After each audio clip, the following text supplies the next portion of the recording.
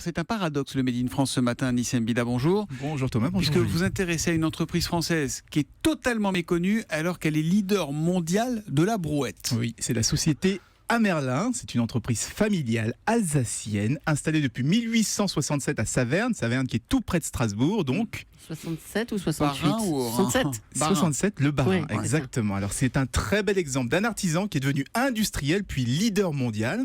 Alors tout part de Georges Amerlin et de son tout petit atelier de ferronnerie. Il a la bonne idée de fabriquer les premières brouettes en métal. Là-bas, à l'époque, c'était super novateur. Bouche à oreille, les ventes qui décollent en France, à l'étranger. Ils rachètent leurs concurrents et finissent comme ça, un demi-siècle plus tard, par devenir le leader du secteur. Mais c'est un leader qui a gardé sa production en Alsace. Exactement, toujours à Saverne, ils n'ont ouais. pas délocalisé et aujourd'hui plus de la moitié de la production part directement à l'international. C'est un des plus grands exportateurs français, donc il n'y a pas que les Airbus qui s'exportent.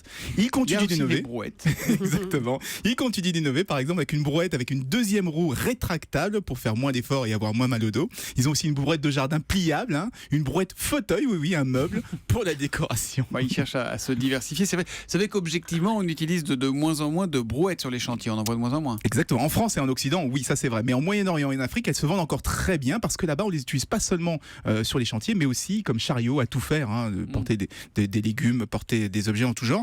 Alors bien sûr, c'est plus super novateur la brouette, c'est plus un marché d'avenir. Donc les sociétés se diversifient.